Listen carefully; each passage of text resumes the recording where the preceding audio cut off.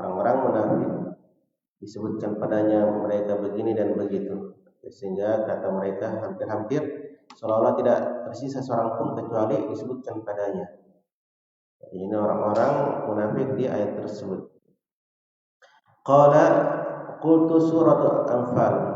Maka Sa'id bin Jubair berkata tentang surah Al-Anfal. Qala nazalat fi Badar. Bahwasanya Abdullah bin Abbas berkata, surah Al-Anfal turun di peperangan Badar atau turun pada Badar. Qala qultu suratul Hasyr. Maka Sa'id bin Jubair berkata lagi tentang surah Al-Hasyr. Qala nazalat fi Bani Nadir. Maka kata Abdullah bin Abbas bahwasanya surah Al-Hasyr itu turun pada Bani Al-Nadir. Bani Al-Nadir adalah sekelompok dari orang-orang Yahudi, di mana dahulunya mereka itu tinggal di sekitaran Madinah. Nah, hanya saja Nabi Shallallahu Alaihi Wasallam memerangi mereka, sehingga mereka sebab Nabi memerangi mereka karena mereka membatalkan perjanjian. Mereka membatalkan perjanjian. Baik. Jadi Bani Nadir, ya ini sebab turunnya surah Al-Hasyr ini. Ada apa dengan mereka? Di riwayat selanjutnya Imam Muqbil rahimahullah menyebutkan dari Al-Hakim rahimahullah yang sampai kepada Aisyah radhiyallahu ta'ala anha, di mana Aisyah radhiyallahu ta'ala anha berkata, qalat kanat ghazwatu Bani Nadir wa hum qa'ifatun min al-yahudi ala ra'si sittati ashhurin min waqa'ati Badarin. Wa kana manziluhum anahluhum bin nahiyatil Madinah.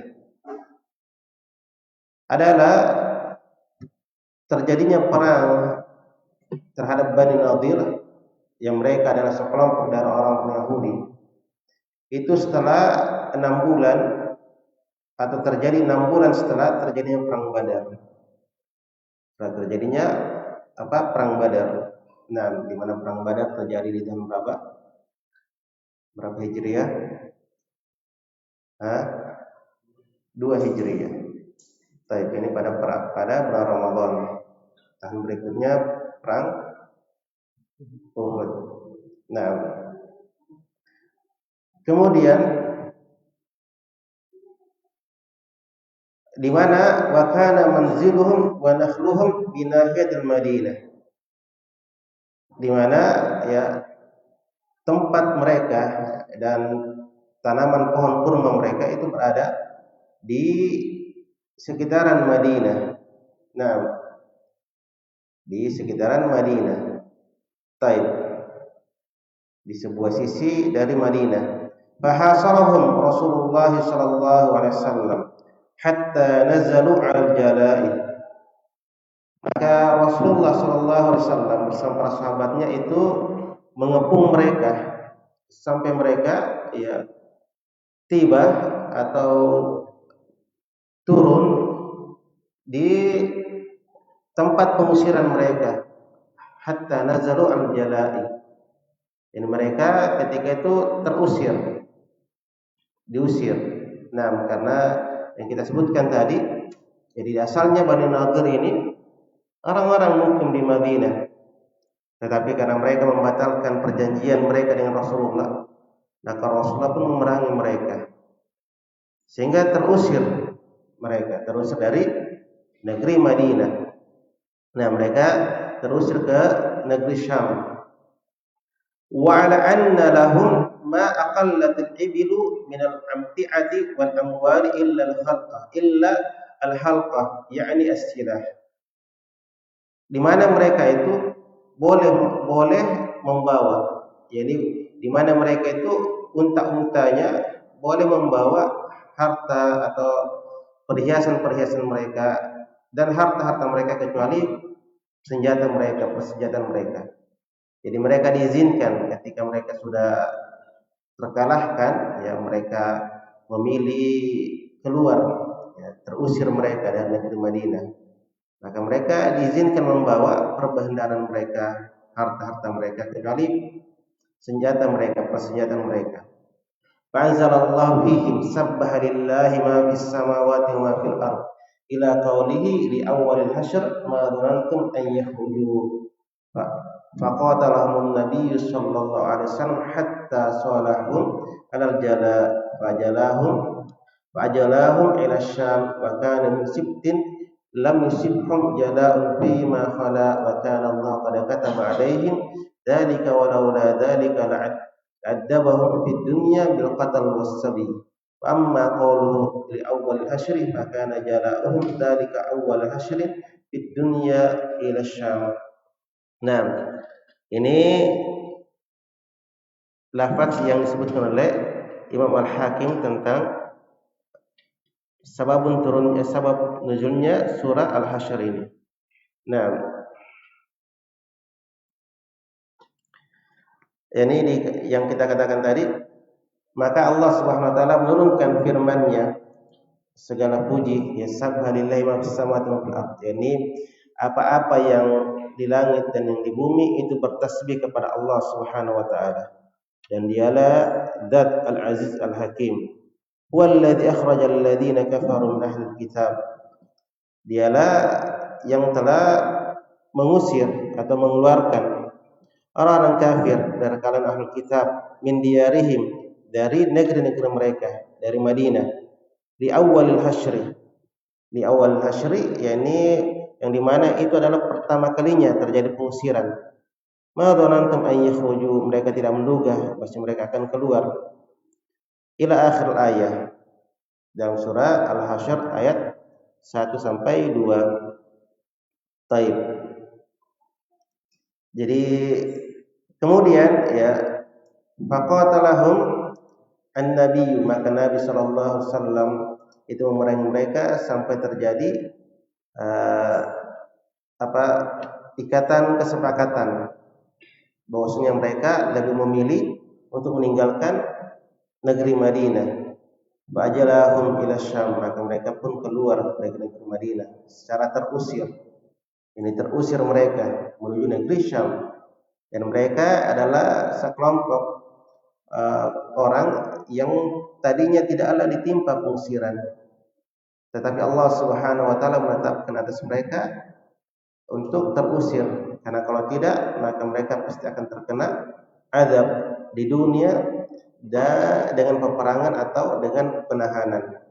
Dan adapun firman Allah Subhanahu wa taala di awalil hasyr, maknanya makana jala'um dzalik awal hasyr di dunya ila Syam, adalah pengusiran yang pertama yang terjadi di masa tersebut di dunia menuju negeri Syam.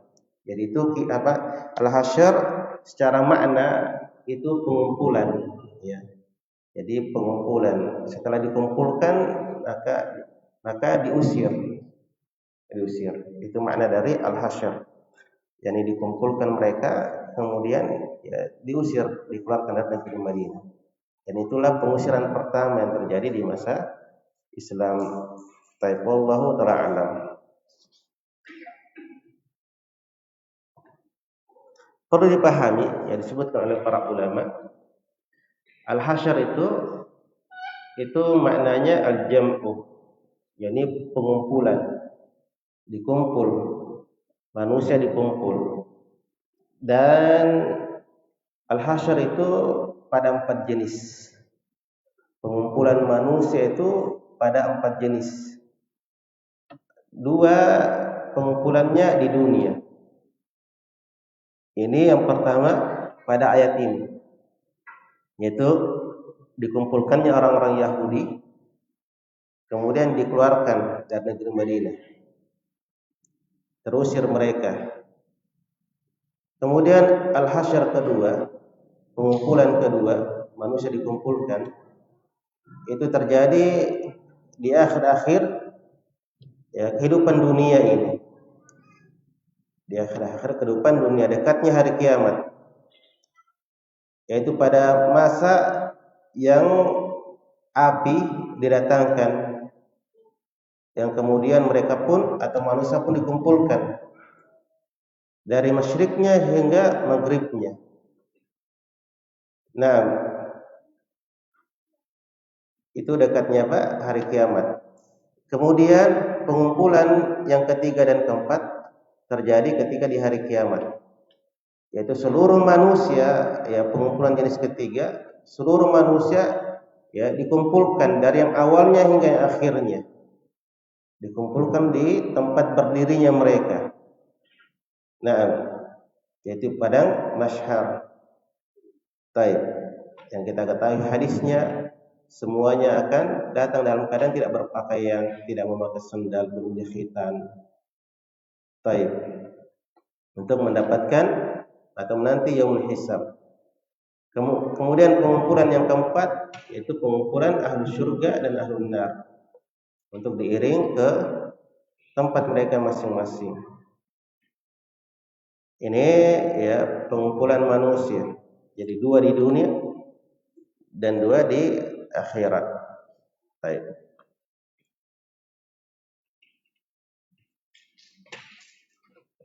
Ini sebabun nuzul turun ayat atas surah Al-Hasyr. Di mana di qaul Subhanahu wa taala di ayat yang kelima dari surah Al-Hasyr, Allah Subhanahu wa taala berfirman, "Ma qata'tum min linatin aw taraktumuha qa'imatan 'ala usuliha fa bi'idznillah." Tidaklah kalian memotong dari lina. Lina itu ya makna secara umum pohon kurma. Ada yang mengatakan ya seluruh jenis kurma selain ajwa. Taib. Seluruh ya jenis kurma selain dari ajwa. Nah, wallahu ta'ala alam, ala kulli hal di sini yang diinginkan adalah pohon kurma itu sendiri. Baik. Yang kata Allah Subhanahu wa taala, tidaklah kalian memotong dari sebagian pohon kurma tersebut. Aw taraktumuha, atau kalian tinggalkan di atas pokok-pokok mereka, yaitu tidak ditebang. Melainkan disebabkan izin Allah. Melainkan disebabkan karena izin Allah. Jadi ayat ini berbicara tatkala Rasulullah sallallahu alaihi wasallam memerintahkan para sahabat untuk memotong pohon-pohon kurma orang-orang Yahudi yang terusir tadi. Taib, memotong pohon-pohon kurma untuk orang-orang Yahudi. Sehingga ya sebagiannya ada yang enggan memotongnya. Sebagiannya ada yang memotong, sebagiannya ada yang tidak, atau sebagiannya dipotong, sebagiannya ditinggalkan. Mereka melakukan hal itu karena mereka ragu apakah perbuatan yang kita lakukan ini adalah kebenaran ataukah dosa. Kenapa? Karena mereka pikir itu melanggar hak, dia potong pohon-pohon kurma. Nah, baik. Maka Allah Subhanahu wa taala turunkan semua itu dengan izin Allah Subhanahu wa taala. Artinya apa? Yang kalian potong adalah izin Allah, ketetapan Allah. Yang kalian tinggalkan juga karena ketetapan Allah. Dan semuanya ada pahala di situ. Ya, semuanya ada pahala di situ. Dan ketika kalian tinggalkan, yakni tidak memotongnya juga tidak mendapatkan dosa. Nah, sebabun nuzul ayat ini yaitu dari Imam Al-Bukhari rahimahullah.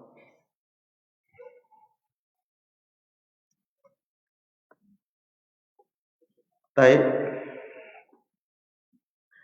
yang sampai kepada Ibnu Umar radhiyallahu anhu maqala, harraqa Rasulullah sallallahu alaihi wasallam nakhla Bani Nadir wa qata'a. Rasulullah sallallahu alaihi wasallam membakar, yakni memerintahkan membakar pohon kurma Bani Nadir wa qata'ah, dan memerintahkan untuk menebangnya. Wahia al-Buwairah, yang dimana pohon-pohon kurma tersebut berada di daerah Buwairah. Fanazzalat ma qata'tum min linatin aw taraktumuha qa'imatan 'ala usuliha fa bi'idznillah. Ini yang kita katakan tadi. Jadi ini sebab turunnya ayat tersebut. Yaitu diperintahkannya apa? Diperintahkannya mereka untuk memotong pohon-pohon kurma tersebut. Tetapi ada yang tidak dipotong. Ya, untuk lebih jelasnya di riwayat yang lain dari Imam At-Tirmidzi disebutkan di sini yang sampai kepada Abdullah bin Abbas, di mana Abdullah bin Abbas berkata fi qoulihi azza wa jalla, tentang firman Allah azza wa jalla, ma qata'tum min linatin aw taraktumuha qa'imatan ala usuliha. Qala al-linatu nakhlah. Kata Abdullah bin Abbas menafsirkan al-lina itu nakhlah, itu pohon kurma. Wal yuhziyal fasiqin. Tujuannya apa? Diperintah untuk memotong tersebut agar untuk menghinakan, ya, untuk menghinakan dan membuat marah orang-orang fasik. Qala istanzaluhum min husunihim. Qala wa amiru biqatin nakhli fahaka fi sudurihim. Faqala muslimuna qad qata'na ba'dha wa tarakna ba'dhan. Qala nas'alanna Rasulullah sallallahu alaihi wasallam hallana fina qata'na min ajr. Wal alaina fima tarakna min wizr. Anzalallahu ta'ala ma qata'tum min lina aw taraktumuha qa'imatan ala usuliha. Maka apa? Maka mereka diperintah untuk memotong pohon kurma tersebut. Tetapi mereka haqqah, yaitu mereka ragu. Ada syak di dada-dada mereka.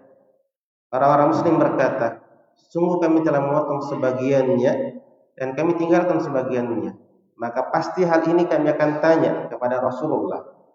Apakah pada perbuatan kami ketika memotong pohon kurma tersebut ada pahala? Ataukah ketika kami meninggalkan untuk tidak menebang pohon kurma tersebut ada dosa? Maka Allah Subhanahu wa taala menurunkan pahala apa ayat yang kita katakan tadi. Ma qata'tum min lina aw taraktumuha qa'imatan ala usuliha. Yaitu apa yang mereka lakukan dari penebangan itu semua dari izin Allah. Demikian juga ketika mereka tinggalkan itu juga atas kehendak Allah Subhanahu wa taala. Nah, dan semuanya ada pahala.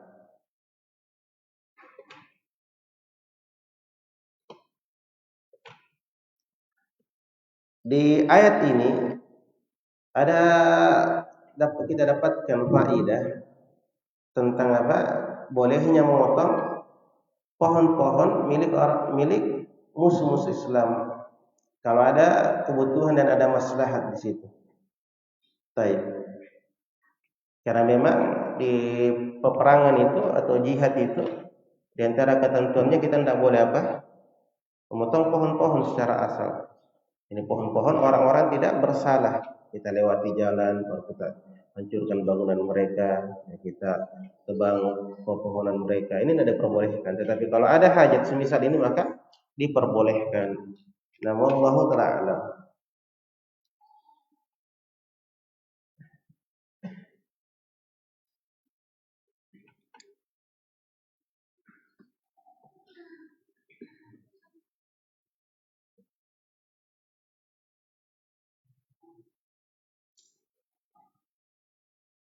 Kemudian ayat berikutnya,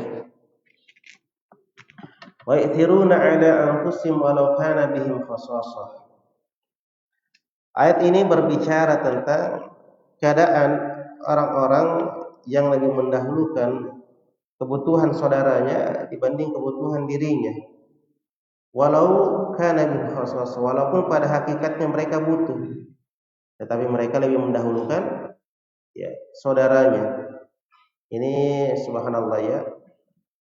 Kalau kita berbicara tentang bagaimana para sahabat di dalam amaliyah mereka dan bagaimana kecintaan mereka terhadap saudaranya itu kayak dongeng. Maksudnya apa? Ya, sesuatu yang mungkin tergambarkan kepada kita, ya ini terjadi betul jika atau tidak. Di masa sekarang kan sangat sulit kita dapatkan perbuatan semisal tersebut. Di masa sekarang itu kita lebih mendahulukan diri kita sendiri walaupun hakikatnya kita adalah orang berlebihan, tetapi tidak mungkin cipek. Tidak mungkin harta kita seolah-olah tidak mau lepas dari tangan kita. Nah, dirasa sekali walaupun pada faktanya itu kalau kita lepaskan tidak terasa sama sekali. seolah-olah tidak pernah kita miliki saking banyaknya harta kita. Tetapi demikianlah ya. Kita ini terlalu apa? Cinta sekali sama dunia, sama harta. Sehingga terasa kalau ada yang kurang dari sesuatu yang kita anggap itu milik kita.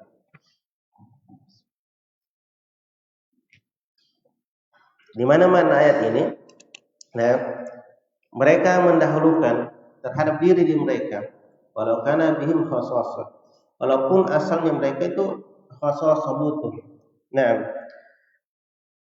ayat ini pujian ya pujian Allah Subhanahu wa taala kepada orang-orang Al-Ansar. Kepada orang-orang Al-Ansar yang mereka lebih dahulu mendiam negeri Madinah dibanding orang-orang Muhajirin. Nah, di mana sifatnya orang-orang Al-Ansar seperti itu ya, kepada sahabat-sahabat yang lain. Mereka gemar memberi kepada harta mereka, kepada makanan mereka, atau bahkan hal yang kita sudah sering dikisahkan tentang bagaimana seorang sahabat rela melepas istrinya untuk memberikan kepada sahabatnya yang lain dari kalangan al-muhajirin. Baik. Sababun nuzul ayat ini disebutkan dari Imam Al-Bukhari yang sampai kepada Abu Hurairah radhiyallahu ta'ala anhu, anna rajulan atan nabiyya sallallahu alaihi wasallam fabatha ila nisaihi faqulna, bahwasanya ada seseorang yang mendatangi Nabi. Maka Nabi pun pergi kepada istri-istrinya, yakni untuk bertanya, hal indakum syai', apakah di sisi kalian itu ada sesuatu yang bisa dimakan? Faqulna, maka istri-istri Nabi berkata, ma ma'ana illa ma, subhanallah. Kami tidak memiliki sesuatu kecuali air saja. Ini Nabi loh, ya. Ini Nabi. Nah, bersama dengan itu kehidupannya sebagaimana apa yang tergambarkan di sini. Dan istri-istrinya juga, ya, mereka tidak di atas kemewahan. Membuktikan bahwasanya keharmonisan rumah tangga itu tidak bersyaratkan banyaknya harta. Tetapi bagaimana kesolihan itu terjadi di rumah tangga. Bagaimana ketakwaan di rumah tangga tersebut. Itu yang menjadikan rumah tangga itu menjadi utuh terus. Nah, menjadi romantis, terjaga, ya. Itu menjadikan rumah tangga itu memang bertahan. Jadi bukan kekayaan, atau bukan karena banyaknya harta, atau bukan karena sesuatu hal dari perkara dunia, tetapi dari ketakwaan, dari kesolihan masing-masing pihak. Nah, karena itulah yang bisa saling membentengi. Tatkala si suami ada kekeliruan, maka istri yang meluruskan. Tatkala istri yang keliru, maka suami yang meluruskan. Baik. Al-muhim di sini juga penggambaran tentang bagaimana miskinnya Rasulullah bersama para sahabat bersama istri-istrinya, ya, bersama istri-istrinya. Baik. Ma ma'ana illal ma, tidak ada yang bersama kami kecuali air saja. Faqala Rasulullah sallallahu alaihi wasallam, man yadummu aw yudhiqu hadha, siapa yang menanggung atau yang mau menjamu orang ini. Jadi ketika Rasulullah tidak memiliki sesuatu, maka dia arahkan kebaikan tersebut kepada sahabat-sahabatnya. Nah, faqala rajulun minal ansar, maka seorang dari al-ansar berkata, saya yang akan menjamu dia. Fantalaqa bihi ila imrati, maka dia pun pergi kepada istrinya. Akrimi dhaifa Rasulillah sallallahu alaihi wasallam. Maka kata istrinya ini, atau kata suaminya ini, muliakanlah tamu Rasulullah. Faqalat, ma indana illa qutu sibyani. Ya subhanallah. Kita ini tidak memiliki sesuatu kecuali hanya untuk apa? Makanan anak-anak kita. Ini ya tidak tergambarkan. Nah, sama-sama tidak memiliki, tetapi berani menjamu. Rasulullah memang tidak ada bisa dijamukan kepada tamunya. Yang ini ada tetapi sedikit. Hanya untuk kebutuhan malam itu saja. Ya, kebutuhan malam itu saja. Tetapi untuk tidak mengecewakan Rasulullah atau karena dia mengharapkan pahala dari Allah Subhanahu wa taala, maka dia menjamu tamu tersebut. Dan ini diantara ciri keimanan sebagaimana hadis yang kita hafalkan. Man kana yu'minu billahi wal akhir falyukrim dayfahu. Siapa beriman kepada Allah dan hari akhirat, maka hendaklah dia muliakan tamunya. Muliakan tamunya. Yes. Masya Allah yang tidak tergambarkan kepada kita. Seorang miskin berani menjamu. Seorang tidak memiliki apa-apa kecuali hanya makanannya di malam itu. Dia berani menjamu. Dia berani memuliakan sahabatnya. Baik.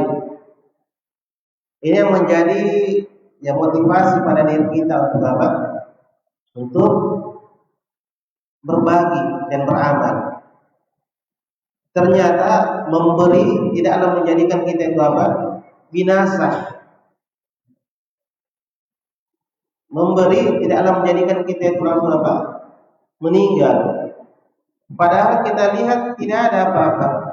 Tetapi subhanallah, mungkin ini yang sering kita baca. Kenapa kita takut kefakiran?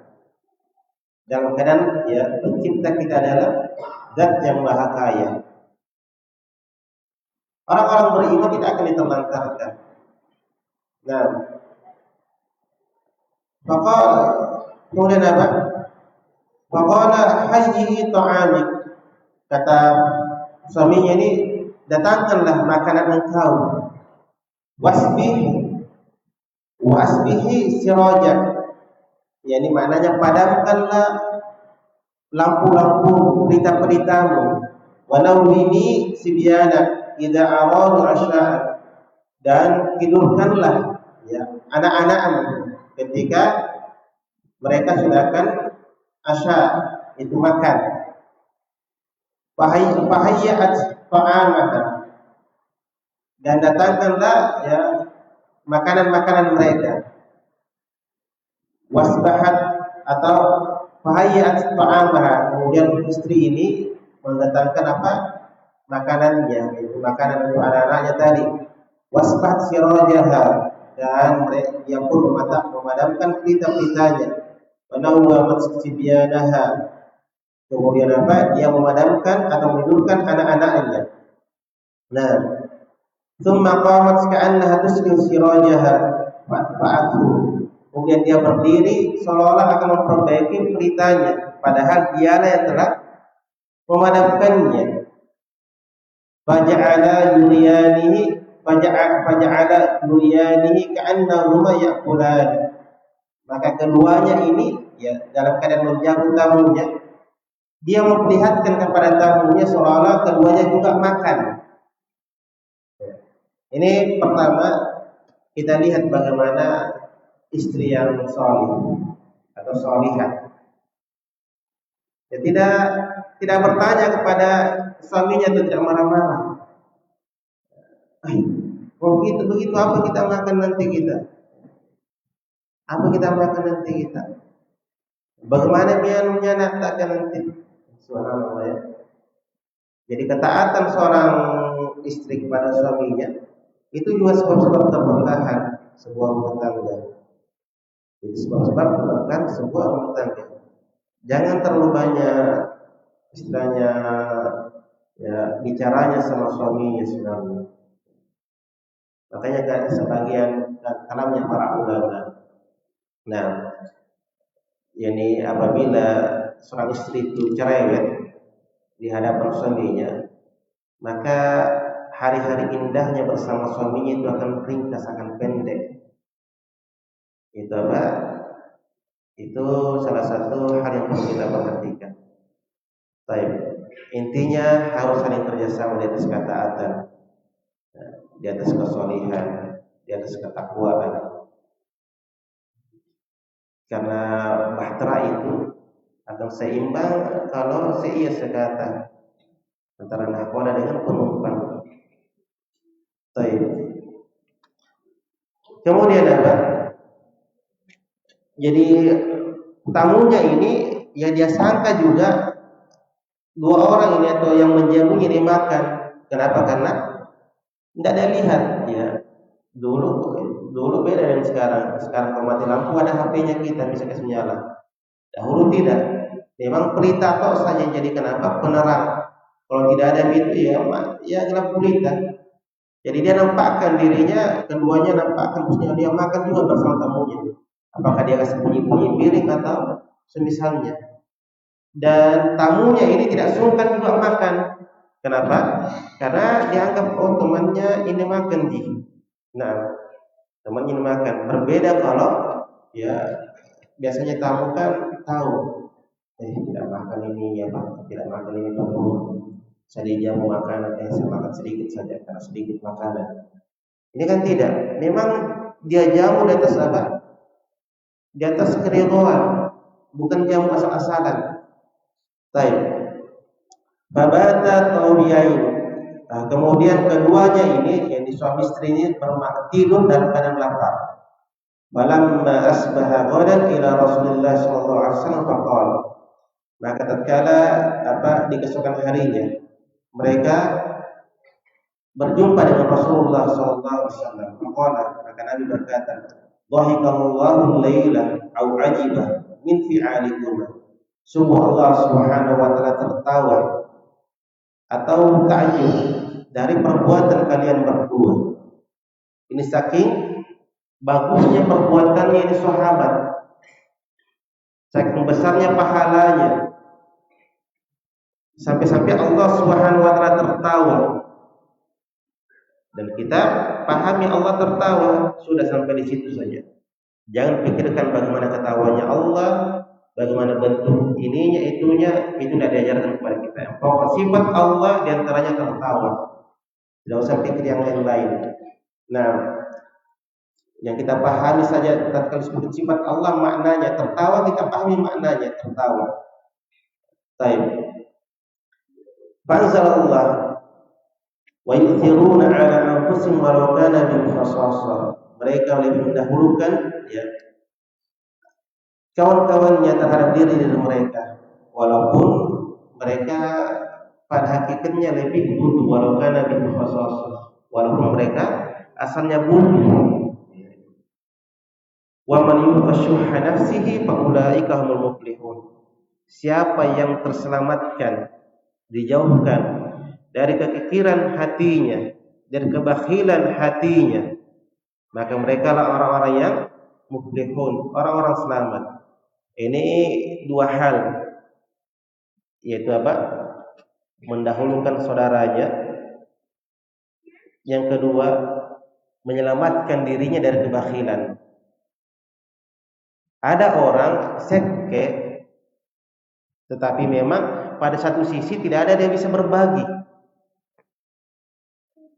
Tapi ada orang, ada aja dia punya, tetapi itu tadi, ya, tidak mau betul lepas itu harta dari tangannya, karena harta itu sudah ada di dalam dadanya, melekat sudah.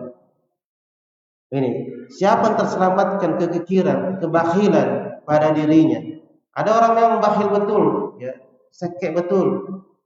Ini bahaya sekali hidupnya. Bahaya sekali hidupnya. Ya, semoga Allah Subhanahu wa taala menjauhkan kita dari semisal ini. Ada ayat dalam surah Al-Ma'un disebutkan di situ di antara hal ada orang misalnya anggap saja peniti yang tidak ada harganya sama sekali misalnya, atau misalnya jarum. Orang mau pinjam saja tidak mau kasih pinjam. Ini terliwat sekali ceknya dan ini dicela. Baik. Padahal asalnya dia sesuatu yang kalau toh hilang tidak kita cari, tidak pusing. Pulpen demikian.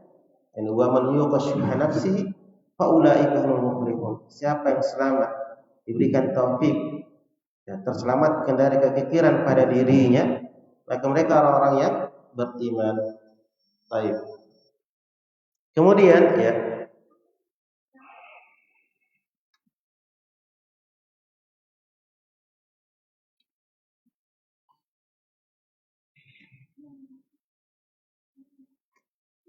Ini sababun nuzul ayat ini. Hendaknya kita mencontoh para sahabat. Kita tidak dipaksa merepotkan atau menyakitkan diri kita sendiri. Ketika memang kita butuh, maka bukanlah sebuah keharusan kita harus beri kepada saudara kita yang lain, bukan sebuah kewajiban.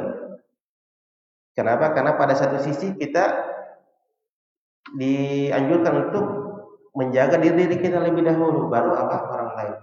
Tetapi hal yang tidak layak ketika kita sudah memiliki berkecukupan, kita biarkan saudara kita di dalam kekurangan. Nah, kita biarkan saudara kita dalam kekurangan dalam keadaan kita tahu dia butuh. Dalam keadaan kita tahu dia butuh. Ada ungkapan para ulama, ya. Di antara kalimat mereka maknanya, ya, bahwa di antara hal yang tidak bagus, ya, kita tunggu saudara kita meminta kepada kita. Kita sudah tahu ini orang butuh ini, ya, dia butuh sekali ini, tetapi dia jaga iffahnya supaya tidak meminta. Kita biarkan begitu terus. Tetapi karena tidak bisa dia tahan, ya, kalau dia terus menerus dia begitu, dia korbankan harga dirinya dan pergi meminta-minta sama saudaranya. Ini hal yang tidaklah elok. Baik. Surah Al-Mumtahanah. Nah, bin Abi Balta'ah dan siapa bersama mereka tatkala Hatib ini menulis surat kepada orang kafir, ila kufari Quraisy yuhadzirunahum. Ketika Hatib ini menulis surat kepada orang-orang kafir Quraisy memperingatkan mereka, yakni ketika itu Rasulullah akan menyerang Madinah, akan menyerang Makkah. Tetapi karena Hatib ini itu dia tidak memiliki keluarga di Makkah, tidak ada yang bisa menyokong dia di Makkah dari penghubungan tersebut, dan ada keluarganya di sana, sehingga dia bekerja sama dengan orang kafir. Maksudnya saya berikan kau info, tetapi kau jaga ini keluargaku, begitu maknanya. Maka tatkala Hatib melakukan hal ini, turunlah firman Allah Subhanahu wa taala. Nah, atau wa qaulu ta'ala illa qaul Ibrahim li abihi, kecuali ucapannya Ibrahim kepada bapaknya, nuhu an yata'assau istighfari Ibrahim li abihi fastakbiru lil musyrikin, wa qaulu ta'ala, kecuali ucapannya Ibrahim kepada bapaknya, yakni mereka dilarang untuk mengikuti permohonan ampunnya Ibrahim kepada bapaknya. Akan tetapi orang-orang musyrikin, atau akan tetapi mereka mohonkan ampun kepada orang musyrikin. Wa qaulu ta'ala, dan firman Allah Subhanahu wa taala, Rabbana la taj'alna fitnatan lil ladzina kafaru la tu'adzibna bi'aydihim wa la bi'adzabin min 'indik fayaquluna law kana haula'i 'alal haqqi ma asabahum. Baik.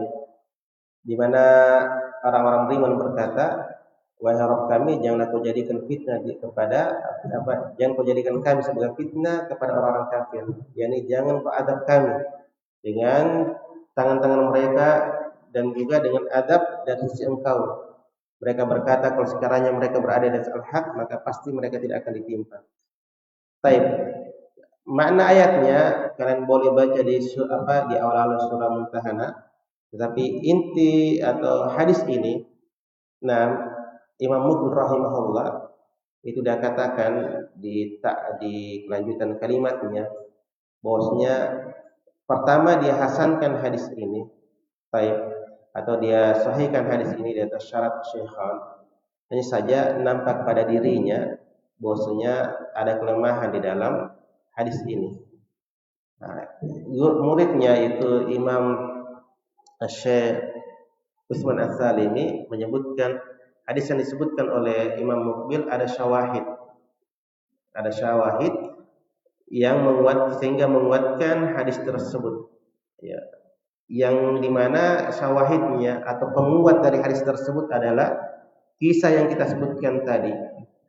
Yani kita langsung tarjim bahwasanya Hatib ketika itu dia menulis surat untuk menginformasikan bahwasanya Rasulullah akan melakukan penyerangan kepada Makkah. Maka dia berikan surat tersebut kepada seorang wanita. Nah, berikan surat tersebut kepada seorang wanita. Nah, kemudian wanita ini berangkat pergi ke Makkah. Maka turunlah wahyu dari Allah Subhanahu wa taala memberitahu kepada Rasulullah. Maka Rasulullah mengutus Ali bin Abi Thalib dan seorang sahabat yang lain untuk mendapatkan atau mengejar wanita ini.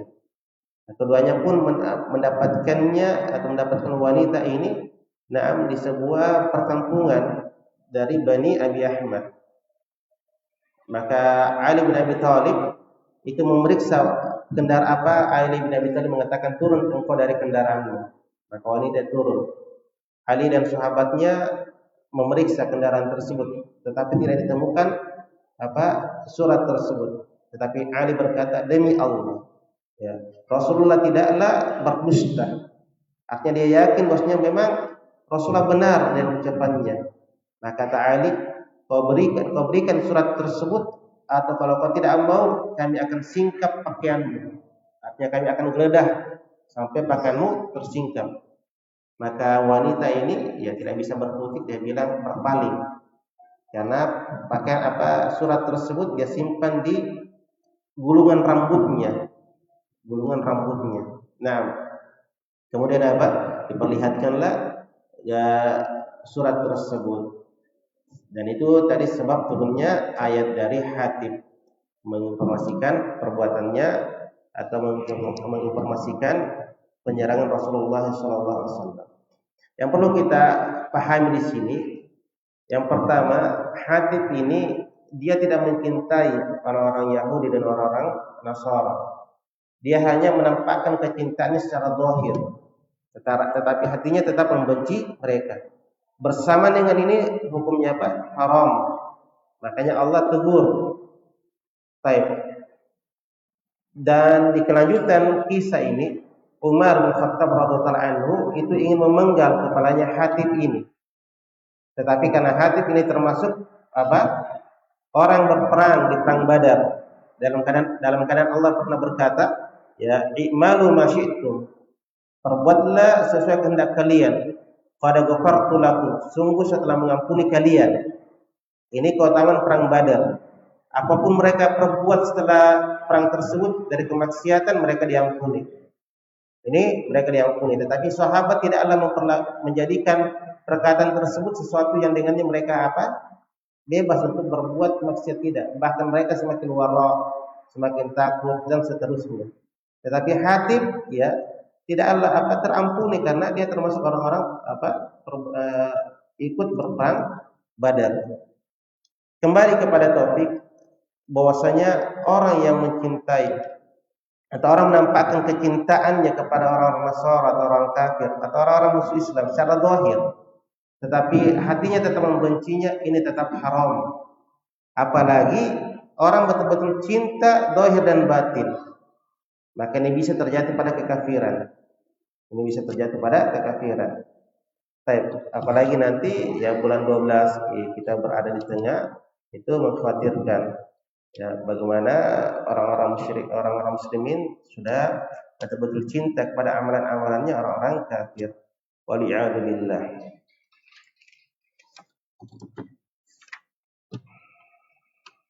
Saya baca satu ayat lagi biar lebih selesai surah Al-Hasyr ini. Masalah Hasyr ya, atau Al-Mumtahanah. Nah, ini ayat, ya ayyuhalladzina amanu idza ja'akumul mu'minatu muhajiratin famtahinuhunna. Wahai orang-orang beriman, apabila datang kepada kalian wanita-wanita beriman yang mereka telah hijrah, maka ujihilah mereka. Imam Bukhari rahimahullah menyebutkan sanadnya yang sampai kepada Urwah bin Zubair, bahwasanya dia di an-Nasamiya Marwan, bahwasanya dia mendengarkan Marwan wal Miswar bin Makhramah radhiyallahu anhuma, di mana keduanya mengkhabarkan kepada Urwah bin Zubair an ashabi Rasulullah sallallahu alaihi wasallam, tentang sahabat Rasulullah sallallahu alaihi wasallam. Qala lamma kataba Suhail bin Amr yauma idin, yakni tatkala Suhail bin Amr menulis perjanjian Ya, Yaumaidin, ini perjanjian ketika ini kisah tentang apa? Hudaybiyah, perjanjian Hudaybiyah. Kapan terjadi perjanjian Hudaybiyah teman-teman? Ah, 6 Hijriah. Baik, jadi 2 tahun sebelum apa? Fathul Makkah. Nah, jadi ini kisah tentang apa? Uh, tentang perjanjian Hudaybiyah. Kana fi mashtarata Suhail bin Amr 'ala Nabi, sebagaimana apa yang Suhail telah memberikan persyaratan kepada Nabi sallallahu alaihi wasallam. Apa persyaratan di antaranya? Orang yang mukmin yang datang kepada Nabi maka harus dikembalikan. Nah, ini si perjanjian Hudaybiyah. Baik. Di mana annahu la ya'tika minna ahadun wa in kana 'ala dinika illa radadtahu ilaina. Bahwasanya tidaklah datang apabila datang kepada engkau dari kami seorang yang telah beriman kepada engkau, maka kewajiban engkau harus mengembalikannya kepada kami. Wa khallaita bainana wa bainahu, dan kamu biarkan antara kami dengan dia. Fakarihal mu'minuna dzalika wa ta'adu minhu wa abasuhalain illa dzalik. Dan orang-orang mukmin benci dengan syarat tersebut dan mereka bimbang dari perjanjian tersebut. Suhail itu enggan menerima tidak peduli dengan hal tersebut. Maka tahu Nabi sallallahu alaihi wasallam dan Nabi tetap menerima perjanjian tersebut. Nah, faradda yawma idzin Aba Jandal ila abihi Suhail bin Amr, dan Nabi ketika itu mengembalikan Aba Jandal kepada bapaknya Suhail bin Amr. Sudah berlalu kisahnya kan? Jadi Aba Jandal sudah beriman, dia pergi kepada Nabi, tetapi Nabi mengembalikannya. Yang ujungnya Aba Jandal melarikan diri. Walam ya'tihi ahadun minar rijali illa raddahu fi tilkal muddah. Dan tidak seorang pun yang mendatanginya dari kalangan lelaki kecuali pasti Nabi akan mengembalikannya di waktu itu juga. Wa ikana musliman, walaupun dia telah menjadi seorang muslim. Waja'at mu'minatu muhajirat, dan datang seorang mukminah yang telah berhijrah juga. Wa kanat Ummu Kulthum bintu Uqbah bin Abi Mu'aid mimman kharaja ila Rasulullah sallallahu alaihi wasallam yaum idin, yang dia bernama Ummu Kulthum bintu Uqbah. Nah, yang dia telah pergi kepada Rasulullah sallallahu alaihi wasallam. Wahai Atik, dan dia ketika itu sudah merdeka. Faja'a ahluha yas'aluna an-nabiy sallallahu alaihi wasallam an yurji'aha ilaihim. Maka datang keluarganya wanita ini meminta kepada Nabi agar Nabi mengembalikan kepada mereka. Falam yurji'ha ilaihim, tetapi Nabi tidak mengembalikannya. Kenapa Nabi tidak mengembalikannya? Padahal tadi persyaratannya tidaklah seorang datang kepada engkau dalam keadaan beriman harus engkau kembalikan. Karena isi persyaratannya hanya untuk laki-laki. Adapun wanita maka tidak termasuk pada persyaratan tersebut. Maka Nabi tidak mengembalikannya. Oleh karena itu, lima anzalallahu fihinna, maka turun ayat tentang mereka.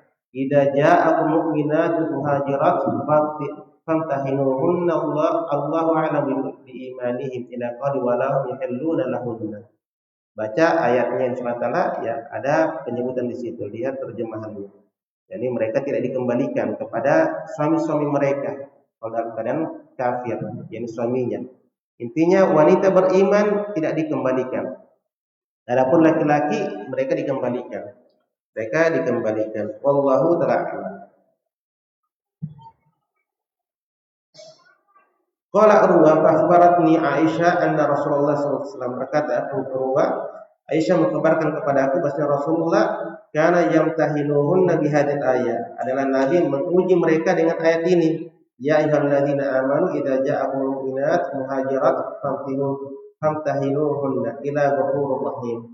Qala Urwa qalat Aisyah faman aqarra bihadzal syarti minhunna qala laha Rasulullah sallallahu alaihi wasallam qad bay'atuka kalaman yukallimuha bihi wallahu ma massat yada imra'atin qat fil mubaya'ah wa ma bay'ahunna illa biqalihi. Singkatnya, Nabi membayat orang wanita-wanita datang kepada dia, dan Nabi membayatnya tidak menyentuh tangannya tetap dengan kalam, yaitu dengan ucapan saya terima bayat kalian. Jadi Nabi tidak pernah menyentuh tangan wanita ya sekalipun yang bukan mahramnya. Wallahu a'lam. Insyaallah kita akan masuk di surah As-Saff di pertemuan berikutnya. Assalamualaikum warahmatullahi wabarakatuh.